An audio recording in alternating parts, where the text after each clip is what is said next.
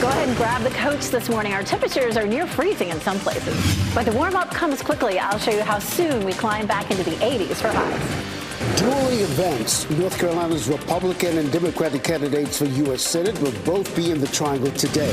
The issues they'll be focused on as their race heats up. Possible cuts. Tonight, the Chapel Hill-Carrboro City School Board will decide whether to cut staff positions, the factors behind their decision, and what it could mean for students.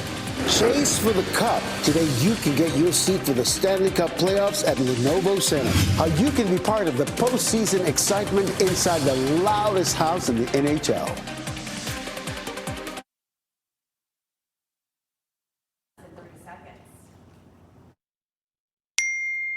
At Leith Honda in Raleigh and Auto Park Honda in Cary, we make your buying process easy. And with every new car purchase, you'll enjoy complimentary oil changes and exceptional service. It's no wonder we've earned so many 5-star reviews. You'll also get peace of mind pricing with every used vehicle, and if it's not the perfect fit, no problem. Bring it back within 3 days for an easy exchange. Visit our showroom at Auto Park Honda in Cary or Leith Honda in Raleigh. It's easier here. Your number one source for local news. This is WRAL, coverage you can count on.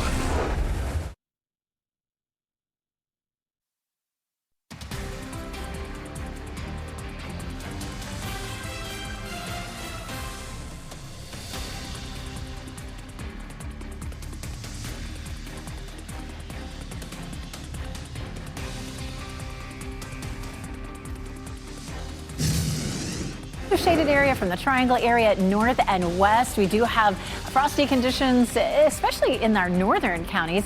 Temperatures have dropped down to 32 there, but in the mid-30s around the Triangle this morning too. We take a live look at Angier. We're seeing lots of sunshine and our temperatures are starting to warm up. That advisory only lasts another hour or so.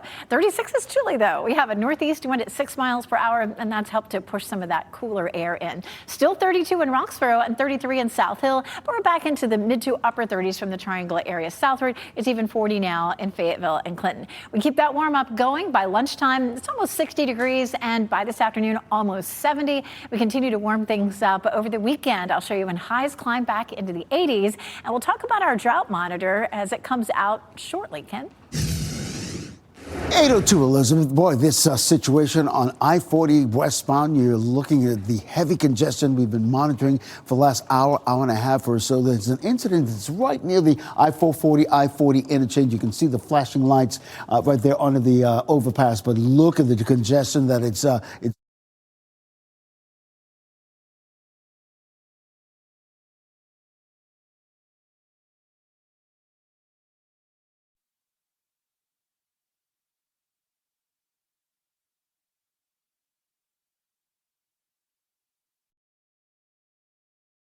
or even Gardner Rose as an alternate route. You're coming in from the Garner-Johnston County area. Just a couple of minutes delay on that southern loop of the Beltline once you get through that area of I-40 westbound. Boy, the other troubled spot, I-87 coming in from Nidale this morning. You can see the bumper-to-bumper traffic there coming in. And this is usually the morning congestion that we're seeing because we're not picking up any incident in that particular area. But as jammed up as that looks, you're right now just looking at a 5-minute delay. So here's that 18-minute delay. Remember, it was 15. Now it's an 18-minute delay coming in from Garner-Johnston County. We're picking up a little bit of a delay coming in from Apex as well, around Williams Road, Highway 55, if you will. So just be mindful of that as you're getting ready to head out the door. And if you do, tune us in on the radio, 101.5 HD3.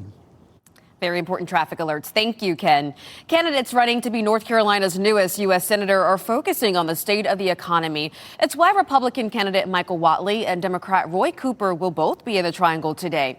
So let's bring in WRAL's Allie. In Allie, they plan to talk about something that's on a lot of people's mind right now, affordability.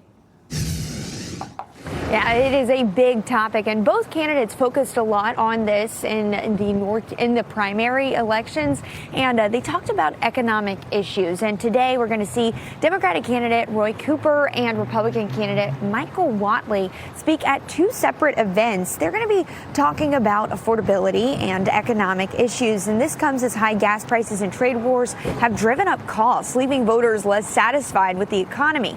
Whatley said at an event in Cary last week week that he's focused on supporting policies that put more money in North Carolinians' pockets. Cooper tackled the issue in Fayetteville earlier this week, focusing on affordability, and Cooper leads Whatley by 14 points, and that's according to a recent Catawba College poll. Now, you can follow both of these on WRAL and WRAL.com. We're going to be at both of the events. Reporting live in Raleigh, Ali Kadabar, WRAL News. We are working to learn more about a shooting at the Triangle Town Center. This new video shows the moments after that shooting. Yes, you can see a red truck flying down the center lane. Then police are seen coming behind them. That was the chase after a really scary situation for shoppers and people working at the mall. Raleigh police say it all started around 3:30 yesterday afternoon. Sky 5 flew above the parking lot as investigators lined the area with crime scene tape and marked over a dozen shell casings on the ground. This morning, 2 people are now in custody after that red truck crashed.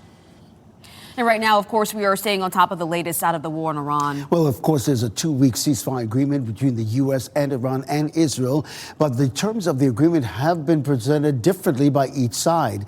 Pakistan reporting talks toward a permanent end to the war could begin in Islamabad as soon as tomorrow. The White House confirming Vice President J.D. Vance will lead the U.S. negotiating team. Also, Israel continues its strikes on Lebanon. Wednesday strikes killed at least 182 people and wounded more than 800 others. That's according to Lebanon's health ministry. Meanwhile, people in Raleigh and across the country continue to voice their frustration and disdain with the war in Iran. A group called the Muslims for Social Justice gathered outside the federal building on New Bern Avenue yesterday. Faith leaders called the war illegal and immoral. This is a war of aggression. There was no threat from Iran. And this ceasefire, we don't want it to be a temporary ceasefire. We want it to be a permanent ceasefire. And guess what? While this ceasefire is going on, Lebanon is still being attacked. 1,500 people have been killed in Lebanon so far, and they're still being killed. So war is not over.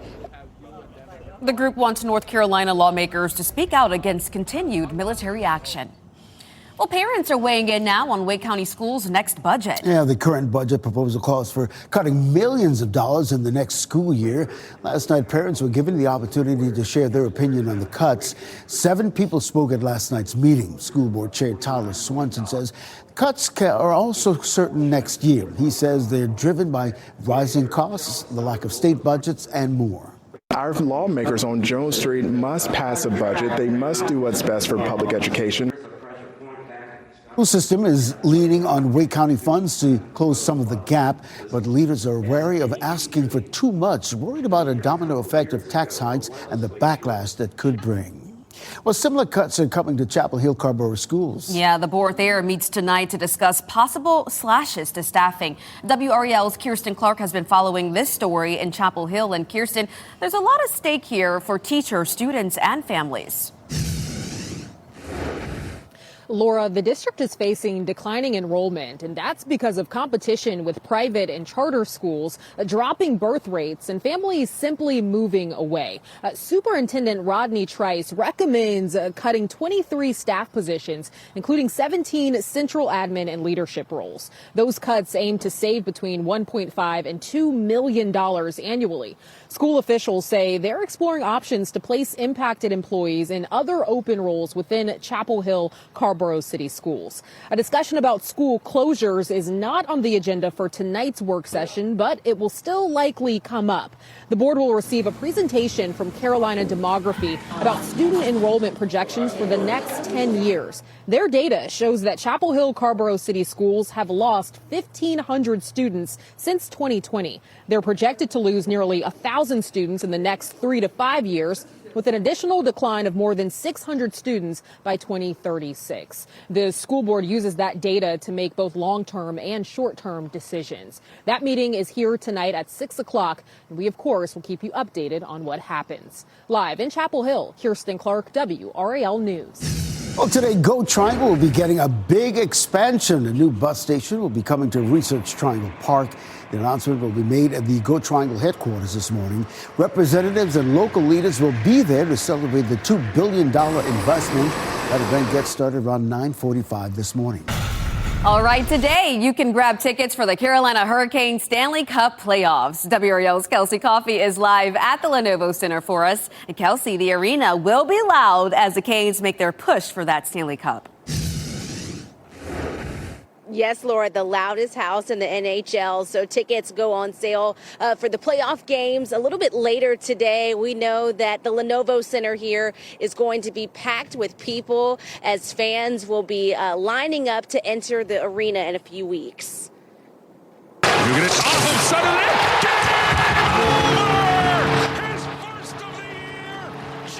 That's video from Tuesday night's game when Jacob Slavin's overtime goal clinched the division for the Canes. Now we're looking ahead to home ice advantage for the first 2 rounds of the playoffs. The Canes have been in the playoffs for the past 8 seasons straight. They'll be vying for their second Stanley Cup win. Their first win was exactly 20 years ago. You may remember that back in 2006.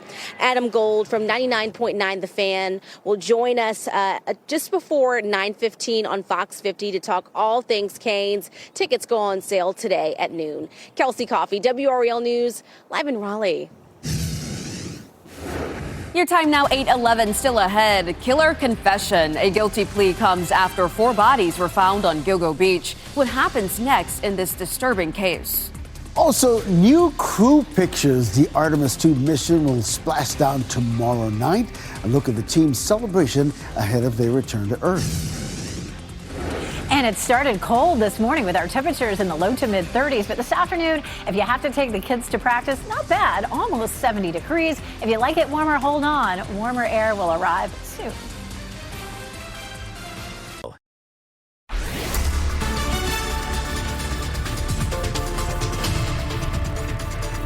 $8:14, it's a pretty start out there this morning. Look at all that sunshine as we look down Fayetteville Street toward the Capitol building. It is chilly. It looks pretty out there, but take a look at these temperatures. It's 36 in Raleigh, 32 in Roanoke Rapids, 38 Wilson and Rocky Mount, and it feels even colder than that. We have a wind coming out of the northeast, and that's a chilly wind. It feels like 31 in Durham and Raleigh, feels like 28 in South Hill, feels like 33 in Fayetteville and in Southern Pines. Now, the temperatures will warm up, the winds will calm down, so if you're planning to head out to run some errands, just note it'll be chilly this morning, but by lunchtime already almost 60. And this afternoon we get close to 70 degrees, and then it's even warmer for tomorrow and the weekend. We'll check that out coming up. Ken? Elizabeth, we're staying on top of that heavy congestion we've been monitoring for the last hour and a half on I-40 westbound as we look live at I-40 and Jones South Road. There was an incident right near the I-40-440 interchange. It's in the clearing phase because right now you're looking at a 7-minute delay. It was up to 9 minutes, and a little while ago it was up to 15 minutes. So once you get past that section of I-40 westbound, you get onto the southern loop of the Beltline, you're only looking at a 2-minute delay at this hour. Ken, thank you. An investigation is happening after another bomb threat at a school in the Triangle. Sky 5 flew above as students were dismissed from Lufkin Road Middle School in Apex yesterday. Staff say they received a bomb threat over the phone and called police. Officers gave the all clear a few hours later. There's no word from Apex Police about the origin of this threat. We learned that Apex Police Department's K-9 explosive detection officer Pepper played a big role in evacuating the school. She worked alongside her handler. Pepper ended the day with a pup cup as a reward for her help. Way to go, Pepper. Well, the man at the center of a murder spree on Long Island has confessed. Rex Harriman admitted to killing 8 women over 3 decades. The 62-year-old former architect in New York had pleaded not guilty in the past. 4 bodies were found on Gilgo Beach in 2010 in Long Island. Prosecutors asked for a life sentence without parole. Harriman will be sentenced later this year. The Justice Department says Pam Bondi will not testify on Capitol Hill in the Jeffrey Epstein case because she is no longer the Attorney General. Bondi was set to testify in front of lawmakers next week to discuss her handling of the case. The DOJ says a congressional subpoena no longer applies and has asked that it be withdrawn. Right now, you can give UNC student newspaper-led feedback as it renews its apologies for an April Fool's joke. Yeah, a lot of people have been talking about this. The Daily Tar Heel published this long-form response dissecting the satirical and satire edition of that joke that fell flat with readers. Yeah, the April Fool's paper included articles and topics like ICE, immigration, and campus tensions. The paper says were meant to critique power, but the paper's editor-in-chief published a statement acknowledging the April Fool's edition made marginalized communities feel mocked. The DTH holds an anonymous survey every semester to receive audience feedback. That survey is live right now on its website. Well, more news out of UNC. Yeah, its former provost settled a lawsuit over accusations that the school broke the law when hiring Bill Belichick. Chris Clemens served as the school's provost, and he said the school violated open meetings laws regarding academic and athletic decisions. The complaint says this includes the closed-door sessions during the hiring of Coach Belichick. Clemens resigned about a year ago, and as part of the settlement, the case was dismissed. Well, let's turn our attention to the Artemis crew, that mission getting ready for their return to Earth. Yes, we have a live look here at the Orion spacecraft. That's not a live look, but we do have those pictures, which the spacecraft will splash down off the coast off San Diego tomorrow. NASA posted these photos of the crew and shared their wake-up song playlist. The crew sported some stylish eclipse glasses during the lunar flyby to watch an eclipse, a first in space. We will be showing their splashdown live on WRAL with coverage starting at 8 p.m. tomorrow night. And we've had our live stream on our YouTube channel of the Artemis mission since it launched last week. We're going to have and leave it up until they return home. Well, it's cold this morning, if you've stepped out the door any time lately, but we'll quickly make it into the 80s over the next few days. We could make it to the 90s next week. Let's bring in meteorologist Grant Skinner now in the WRA Severe Weather Center. Grant, this will be our first 90-degree temperature of the year in about 6.5 months. Yeah, so it's been quite some time since we had a 90-degree temperature. September 25th, 2025 was the last time we were in the 90s. 93 was our high on that day. But we could get close to the 90s next week as our pattern shifts. So our earliest 90-degree day was March 12th, 1990. Our normal 90-degree day is around May 18th. Usually the first or second week of May, we start to see those temperatures climb close to 90 degrees. The latest was June 27th, 1983. So likely won't see it that late, especially with temperatures already trending close to 90 into next week. So we'll already have this warmer pattern this weekend. This upper level ridge starts to build over the eastern U.S. and it really kind of just strengthens into the middle of next week, and that's why we'll see those temperatures kind of slowly climb into the 80s by this weekend. Then look at next week, Tuesday at 87, Wednesday at 89, and Wednesday and Thursday of next week I'm watching closely because that's when we can really see temperatures push above the 90-degree mark. We already hit 90 degrees in Fayetteville, Elizabeth, back on March 11th. We got really close here. We got to 89, but I think we could hit that next week. Yeah, it's definitely time. You know, we get to this time of year and we get close to it, and it's, you know, like you said, almost time for us to hit it. We take a live look at Raleigh right now. Now, this morning was far from it. Our temperatures dropped down into the low to mid 30s. Looking for people walking around. There were a few when I pulled the camera up a few minutes ago, but it's pretty quiet on Fayetteville Street as we take a look at our Jimmy V camera. 36 is our temperature. That northeast wind has kept us chilly last night and this morning, but we are likely to see temperatures warming up pretty quickly. We'll see temperatures near 60 at lunchtime and close to 70 this afternoon, making it a good day to get out and do some yard work. We're looking at that chance, of course, for just to not be so hot. Definitely next week. It just looks like it's going to be hot. 76 tomorrow and nice and comfortable this weekend with some sunshine and highs in the low 80s. This is a look at our next weather maker, which is a giant ridge of high pressure. It's going to keep all of the rain back to the west. This cold front's going to make a run at us, but it's going to just be dry. The high is really going to hold all that moisture up to the north. You can see this is Friday. Some rain continues along that front to our north, but it just doesn't make it into our area. It just fizzles out. And that's really been what's happened over and over for the last 6+ months. We just can't get much of a break. We've had a few systems to produce as much as an inch of rain, but boy, we need more, and it's not looking very likely. This is a look at the latest update. This is still last week's version of the drought monitor. This one comes out any minute now. It's usually around 8:30, 9 o'clock, so we'll share it with you. I don't think that we'll see any improvement. I'm just hoping we won't see too much of the drought worsening. Temperatures look great for the weekend. We could use the rain, but at least it's going to be nice to be outside. And then eyeing that almost 90-degree day for Wednesday. Ken, do you like that or do you not? You know, as an island man, I'll take it. especially with no humidity.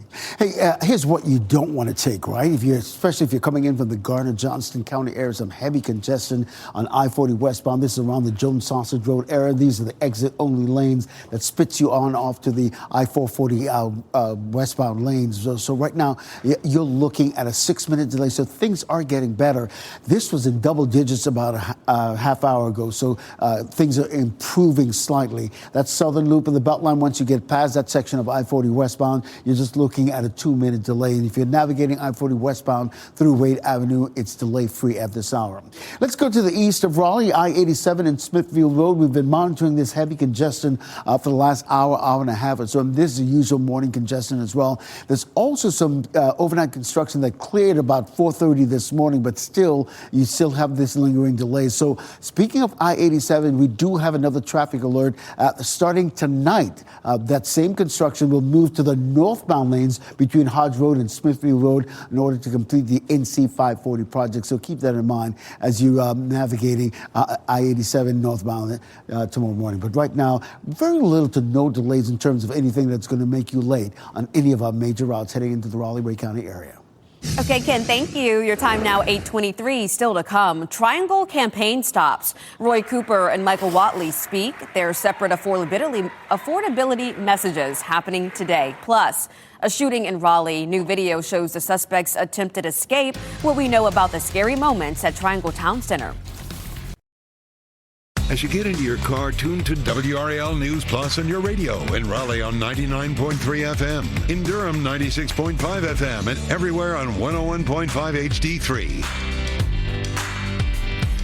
Good morning. The time now is 8:26. I'm Laura Levine. Let's get right over to meteorologist Elizabeth Gardner with a look at the forecast. Elizabeth, a really chilly start to the day. It is our official low this morning. It looks like it's going to be 32 degrees in the Triangle. We've started to see our temperatures warm up a little bit. You can see the blue sky here in downtown Raleigh. So now it's 40 in Fayetteville, 38 in Southern Pines, 36 in Raleigh and Durham, 38 in Wilson and Rocky Mount. So we're getting there slowly. We do still have the frost advisory in effect for another 30 minutes or so, but we're starting our warm up. Now, we do have a breeze happening, so it still feels cold. 31 in Durham and Raleigh is the wind chill. It feels like 33 in Fayetteville and 32 in Roxborough and South Hill. So if you're headed out to run some errands, chilly this morning, but this afternoon, not bad at all. We'll be closer to 70, and that begins a warm up that will end up in the 80s, I should say, for the weekend, Ken. Elizabeth, happening now, staying on top of this situation on I-40 westbound coming in from the Garner-Johnston County area. This is around Jones Sausage Road. Incident right near the I-40, I-440 interchange. You can see some flashing lights causing some huge delays right now on the westbound lanes right there. So here's what we're looking at. It's actually getting a little better. Right now, you're looking at a 4-minute delay. At one point, that was up to double digits. 7 minutes if you're coming in from Wake Forest and just 3 minutes if you're coming in from Nightdale. All right, we'll have much more news on Fox 50 coming up.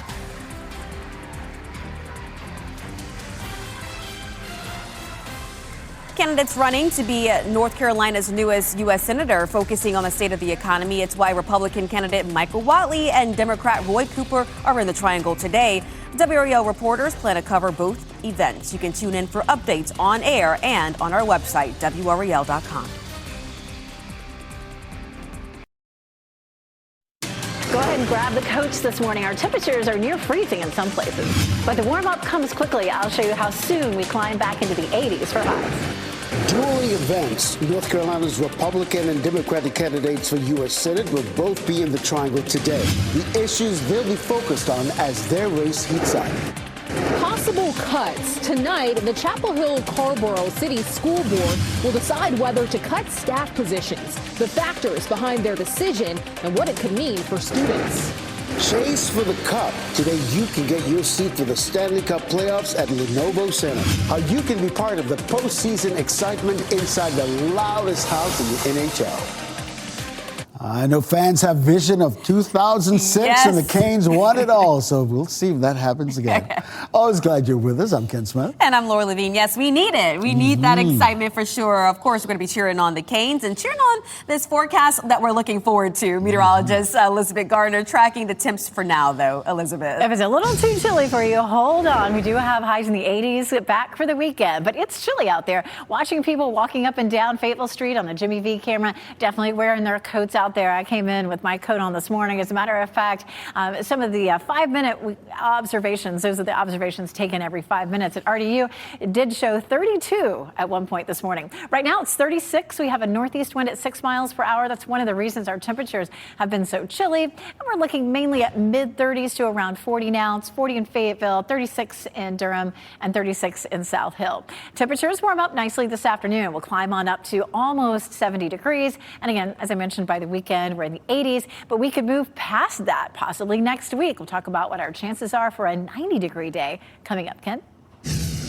This is what's happening now in the WRAL Traffic Center. Things are really getting better on this I-40 westbound coming in from the Gardner-Johnson County area. As we look live at I-40 and Jones Sausage Road, an incident right here close to the I-40, I-440 interchange beginning to clear up just a little bit, but you can still see the lingering delays. Right now, you're looking at a 3-minute delay. Hour and a half ago, that was up to double digits, so things are getting better. So once you get past that section of I-40 westbound, you get to the southern loop of the Beltline, you're also just looking at a 3-minute delay as well. So to the east of Raleigh, this has been a trouble spot for us this morning. I-87 coming in out of Nightdale. This is around the Smithfield Road entrance ramp right there. And speaking of I-87, I got this traffic alert for you tonight. Those northbound lanes will be under construction zone, will be closed. Detours will be in place as well between Hodge Road and Smithfield Road in order to complete the NC 540 project. So keep that in mind as you navigate. Maybe you work night side and you'll be heading home tonight to all points east. Really and truly, just a 4-minute delay. If you're coming in from Apex, you're coming from Nightdale, just a 4-minute delay. And if you're coming in from Wake Forest right now, you're looking at a 6-minute delay. Nothing really that's going to make you late. You're getting ready to head into the car. Tune us in on the radio, 101.5 HD3. Ken, thank you. Candidates running to be North Carolina's next U.S. Senator are focusing on the state of the economy. It's why Republican candidate Michael Whatley and Democrat Roy Cooper will be in the Triangle today. WRAL's Ali Katlabar joins us live in Raleigh. And Ali, we know that they plan to talk about something that's really on a lot of people's mind right now, affordability. Yeah, Laura, it's a big topic, and both candidates have focused a lot of their campaigns on economic issues. And today, we're expecting to see Republican candidate Michael Whatley and Democratic candidate Roy Cooper at 2 separate events, and they're going to be speaking there. This comes as high gas prices and trade wars have driven up costs, leaving voters less satisfied with the economy. Now, Whatley said in an event in Cary last week that he's focused on supporting policies that put more money in North Carolinians' pockets. Cooper tackled the issue in Fayetteville earlier this week, focusing on affordability. Now, Cooper leads Whatley by 14 points, and that's according to a Catawba College poll. Now, WRAL will be following both of these events. You can watch on WRAL and WRAL.com.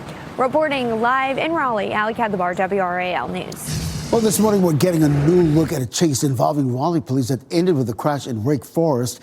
Well, take a look at your screen. You can see a red truck flying down the center lane. Then a few seconds later, you can see police cruisers trying to catch up with that truck.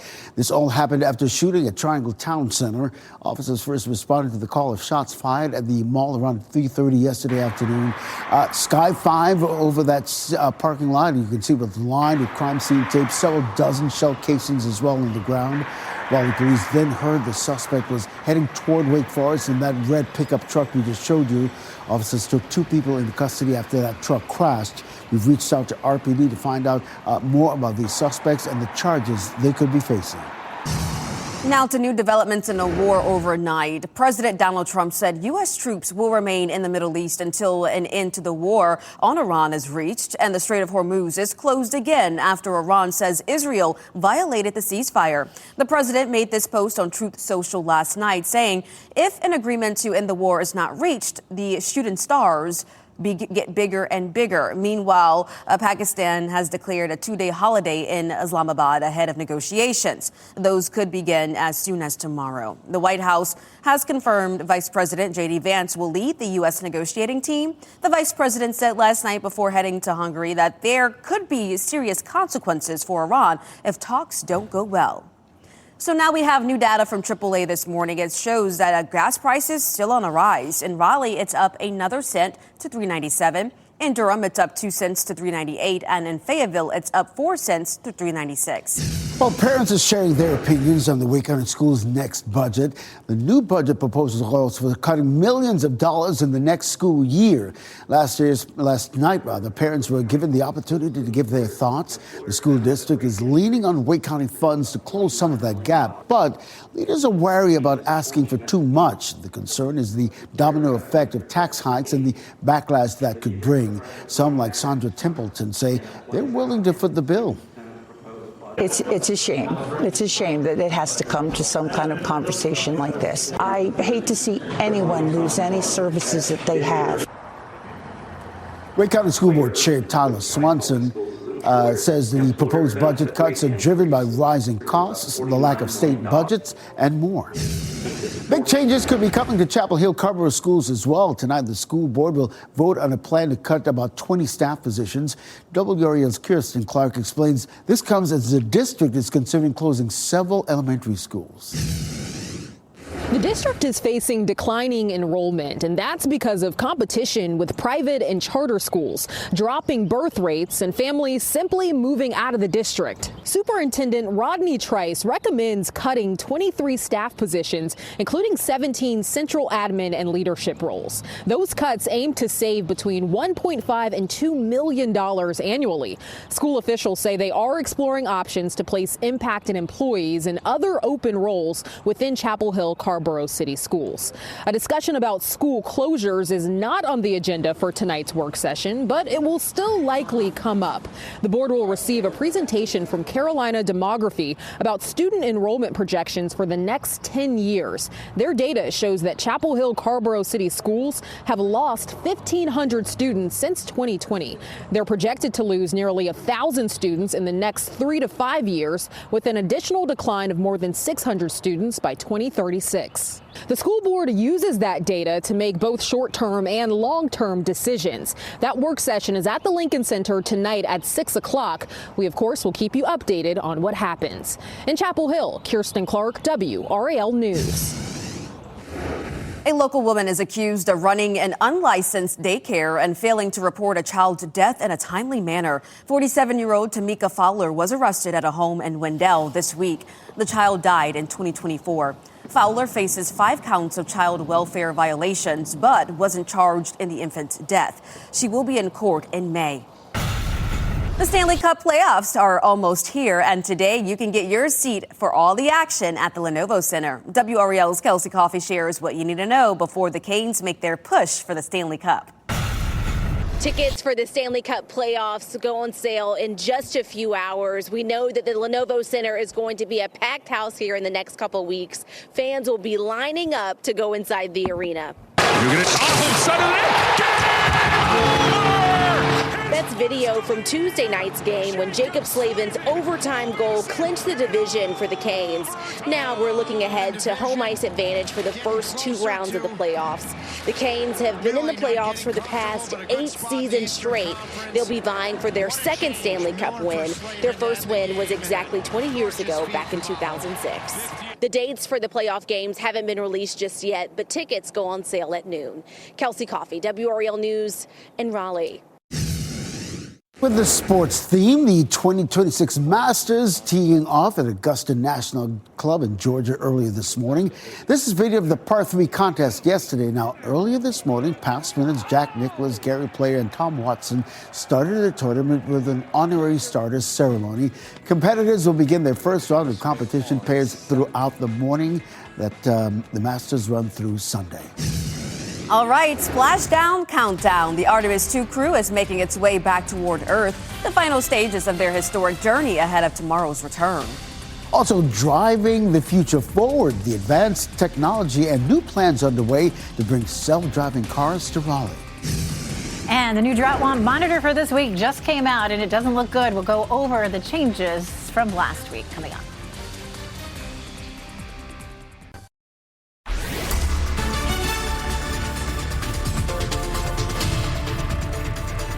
8:43. This is the typical time when we get the new drought monitor every week. It comes in sometime before 9 o'clock on Thursday morning. The data is collected up until Tuesday, so for the previous week. And of course, we just haven't had much rain. I was afraid that we might see some worsening of it. We did have a pocket over here around Edgecombe and Nash counties where we had severe drought, and now that has expanded all the way across Halifax County into Northampton and up around Warren counties as well. Another big swath of extreme drought over to the east and north of Charlotte, too. So unfortunately, the rest of the viewing area is all under severe drought. So not what we wanted to see. We have some pretty weather in our forecast, but no rain really for the next week. We'll talk temperatures coming up. Ken?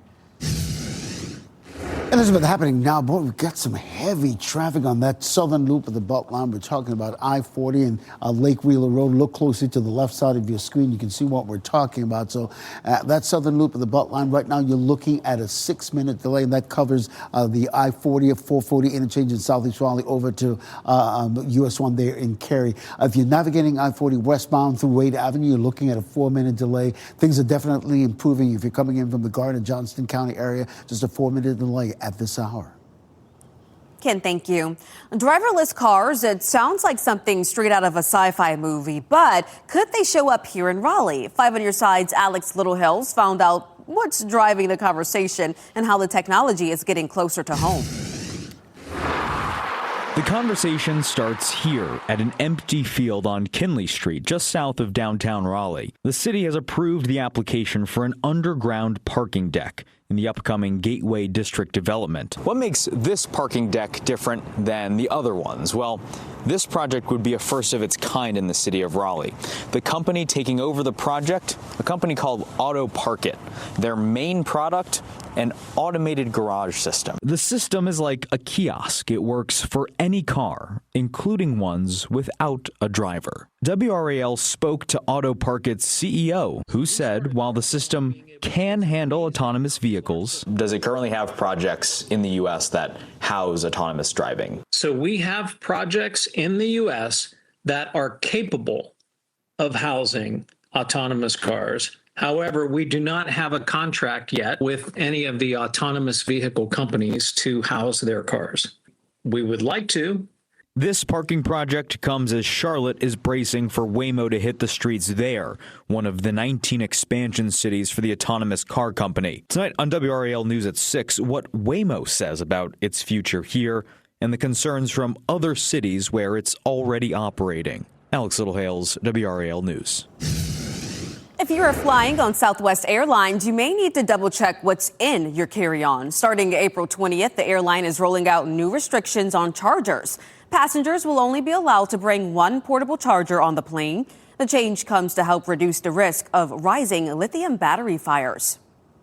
Well, if you brought Tom's toothpaste at all over the last 6 years, you could be eligible for a payout. A class action lawsuit filed in December accused the company of deceptive and misleading business practices. Now a settlement has been reached, and Tom's toothpaste users are being told they may be entitled to compensation. Those who want to claim part of the settlement must do so by July 6th. Well, the man at the center of a high-profile murder case that led to a change in state law was found not competent to stand trial. Records show DeCarlos Brown Jr. was found incapable to proceed in his state trial.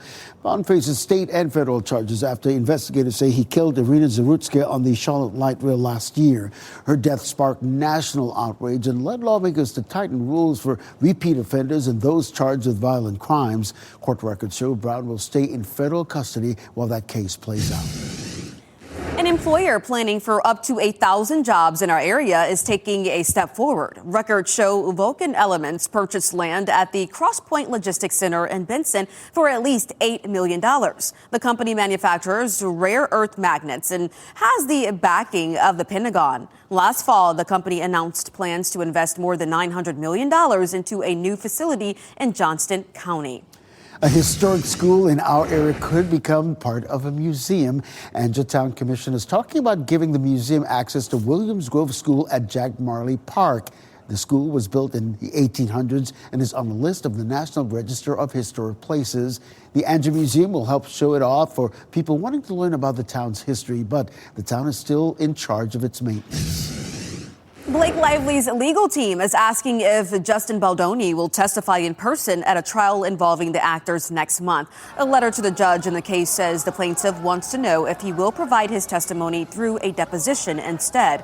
Earlier this month, a judge threw out 10 of Lively's legal claims. The upcoming trial will focus on allegations of breach of contract, retaliation, and aiding and abetting retaliation. Michael Jackson's first moonwalk, a Girl Scout troop sequel in the making, and one documentary about an iconic journalist. Here's David Daniel with today's Hollywood Minute.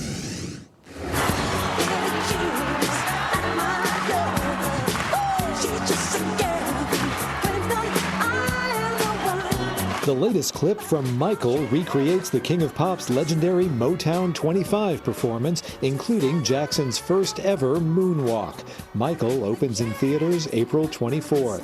Mom's going to be our new troop leader. Who are you? Phyllis Neffler, Troop Beverly Hills. Wilderness Girls Roll Call. Deadline reports the 1989 comedy Troop Beverly Hills is finally getting a sequel, with Cameron Diaz set to fill Shelley Long's fashionable shoes. The film is in development at Sony's TriStar Pictures. Brownie Brown, 0 from East Timor. The sweet plane in Haiti, from Georgia's death row prison. Steal This Story, Please looks at legendary investigative journalist Amy Goodman, the longtime host of the independent radio show Democracy Now! The documentary's title comes from Goodman's hope that other media outlets steal her work on underreported stories. The film opens in New York Friday and expands in the weeks ahead. Locations and showtimes at stealthisstory.org. In Hollywood, I'm David Daniel. Time and space is almost coming to an end for the Artemis II astronauts. The crew is scheduled for a splashdown tomorrow evening, spending nearly 10 days in space. The crew recently made history after the first moon ship to spaceship radio phone call ever. This type of technology was not available the last time humans set out for deep space in the 1960s or 70s. During a presser yesterday, NASA program leaders shared the plans on how the capsule will land off the coast of California tomorrow. The precipitation that we were watching is forecasted to be greater than 60 miles from the intended splashdown location. So we have some really favorable conditions. Should be a real nice day during the day in San Diego. We've got you covered. You can watch the Artemis splashdown live on WRAL. We'll have coverage starting at 8 p.m. tomorrow night. Well, we've had a live stream on our YouTube channel of the Artemis mission since it launched last week. We're going to leave it up until the astronauts return home safely.